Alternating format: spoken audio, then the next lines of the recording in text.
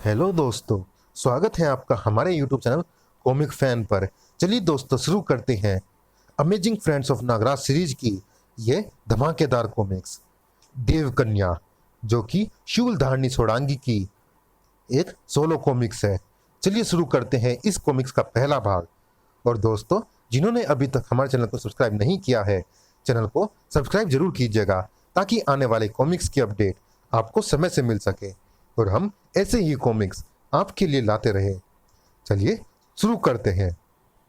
संजय गुप्ता पेश करते हैं राज कॉमिक्स है मेरा जनून। इस नश्वर संसार में जो जन्मा है उसकी मृत्यु निश्चित है, जिसका निर्माण हुआ उसे नष्ट होना ही पड़ेगा, क्योंकि परिवर्तन संसार का नियम है। संसार के इसी कठोर नियम के कारण जीवन के साथ साथ ही नष्ट हो जाता है उसका संचित ज्ञान, उसका विज्ञान और उसका अद्भुत निर्माण। लेकिन अब मिस्र में कुछ भी नष्ट नहीं होगा, क्योंकि यही है रा देवता की इच्छा। हम मिस्र को अमरता का वरदान देते हैं। रा देवता आपकी जय हो। मिस्र की अमरता के सूत्रधार बनेंगे देवशिल्पी देवरस। अब मिस्र का इतिहास अमर हो जाएगा। जब इतिहास अमर होता है तो अमर हो उठती है स्मृतियां भी। देवकन्या जाग रही थी सोडांगी के अवचेतन मन में सोई हुई कुछ ऐसी स्मृतियां जिनसे खुल सकते थे मिस्र के कुछ ऐसे रहस्य जिसे जानना चाहता था पूरा संसार। मां थोथ के उपचार से कुछ अधिक ही सक्रिय हो चुका था सोडांगी का क्षतिग्रस्त मस्तिष्क। हाँ, नोट थोथ के विषय में विस्तार से जानने के लिए पढ़े श्राप, जो कि चैनल पर ऑलरेडी अपलोडेड है, जरूर पढ़े। सोडांगी, तुम जब से मिस्र से लौटी हो ठीक से सो नहीं पा रही। मेरे साथ कुछ अजीब सा घट रहा है नागराज। मैं जब भी सोने की कोशिश करती हूँ मिस्र पहुंच जाती हूँ। इसमें अजीब क्या है? आखिर मिस्र तुम्हारा देश है। मेरे सपनों में आने वाला मिस्र आज का मिस्र नहीं है नागराज, वो सदियों पुराना मिस्र है, संभवतः उस समय का जब मिस्र का निर्माण हुआ था। तुम क्या कह रही हो? मेरी समझ में कुछ नहीं आ रहा। वो स्वप्न इतना सजीव था नागराज कि उस पर यकीन करने को जी चाहता है। जब रा देवता ने मिस्र को अमरता का वरदान दिया, जब देव शिल्पी देवेरस को उसके दिव्य निर्माण का कार्यभार सौंपा गया। सोडांगी, अब तुम जाग चुकी हो, होश में आओ। नहीं नागराज, वो सब सच के बहुत करीब था जब शू ने मुझे देवकन्या कहकर पुकारा था। देवकन्या? Oh my God! हाँ नागराज, उसके बाद मुझे किसी फरिश्ते ने मां कहकर भी पुकारा था। सोडांगी, तुम्हें आराम की सख्त जरूरत है। शुभ रात्रि, मैं चलता हूँ। सुबह मिलूंगा जब तुम पूरी तरह से जाग जाओगी। ओह, नागराज को मेरी बातों पर यकीन नहीं आ रहा। यकीन आए भी तो कैसे? आखिर वो थे तो सब स्वप्न ही। अरे ये क्या? नागराज अपनी सीढ़ी यहीं भूल गया। महानगर में सीरियल किलर स्कॉर्पियो का हमला।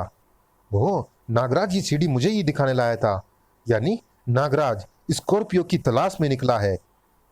सुरांगी ठीक ही सोच रही थी। आखिर मिल ही गया स्कॉर्पियो मुझे। नागराज हिस ब्राम, तेरा खेल खत्म हुआ स्कॉर्पियो। खेल तो अभी शुरू हुआ है नागराज।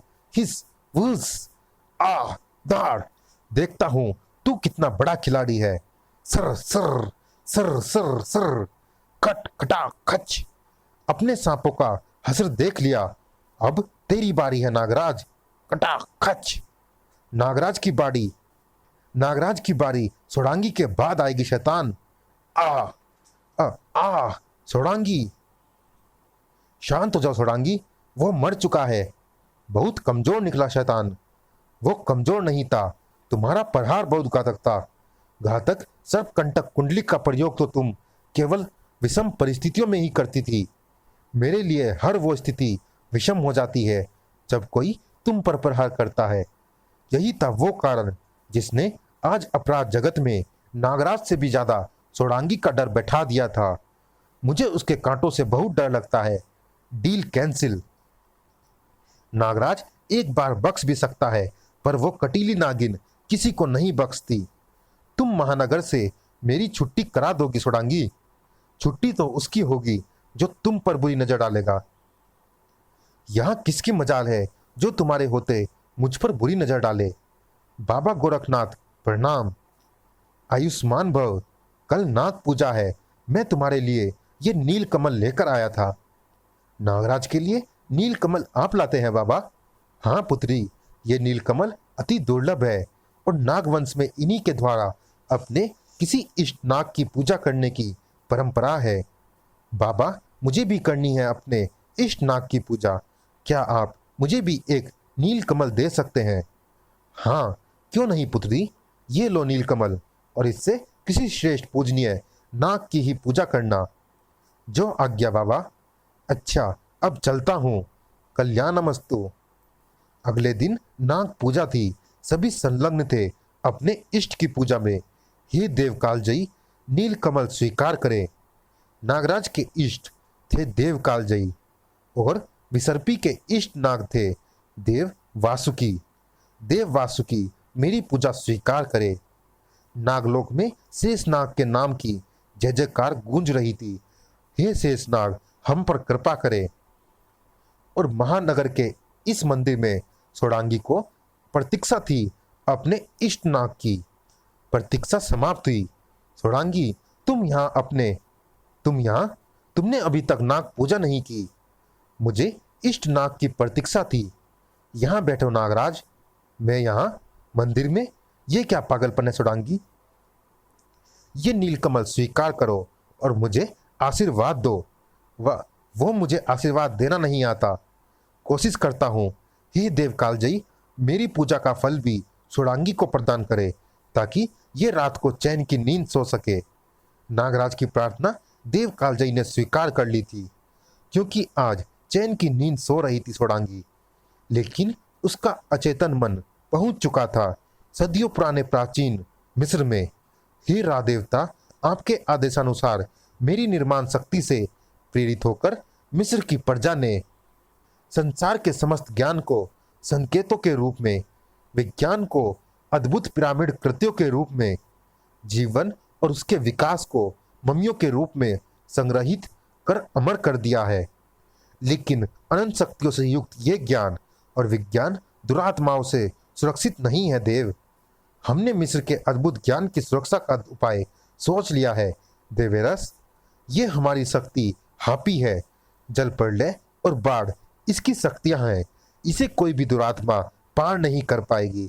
बदनियती से इसे पार करने वाला इसमें कैद होकर रह जाएगा। मिस्र में इसे नील नदी के नाम से जाना जाएगा। हमारी दूसरी शक्ति शू, पवन का प्रबल वेग, इसकी शक्ति होगा। यह सभी जगह व्याप्त होगी। मिस्र में सब कुछ इसकी निगरानी में होगा। ये मिस्र की आदि संरक्षिका कहलाएगी। कितनी सुंदर है शू। ये थोथ, मस्तिष्क का देवता, इसी की शक्ति से किसी का मस्तिष्क मिस्र के गूढ़ रहस्यों को समझने में सक्षम हो पाएगा। यह मस्तिष्क का निर्माण भी कर सकेगा और विनाश भी। मानसिक शक्तियां इसकी शक्ति होगी। और यह है देवी मायज। संसार में जो भी दिखता है या होता है उसका कारण यही है। ये जो भी सोचेगी वो दृश्यमान हो उठेगा और जो कहेगी वो होकर रहेगा। इसके कहे का उल्लंघन करने वाले को कठोर दंड भुगतना होगा। यही उसकी शक्ति होगी जिसे श्राप के नाम से जाना जाएगा। हम रे यानी अग्नि किरण के रूप में इन सब पर अपना नियंत्रण रखेंगे। रा देवता की जय हो। वायु, जल, अग्नि, माया और मस्तिष्क, इन पांचों शक्तिशाली घटकों ने मिलकर मिस्र के अद्भुत ज्ञान और विज्ञान को अमरता प्रदान कर दी थी। चलिए दोस्तों, इस भाग में इतना ही। ये रोमांचक कॉमिक जारी है। अगले भाग में भी मिलते हैं इसी कॉमिक्स के अगले और अंतिम भाग में। तब तक के लिए धन्यवाद।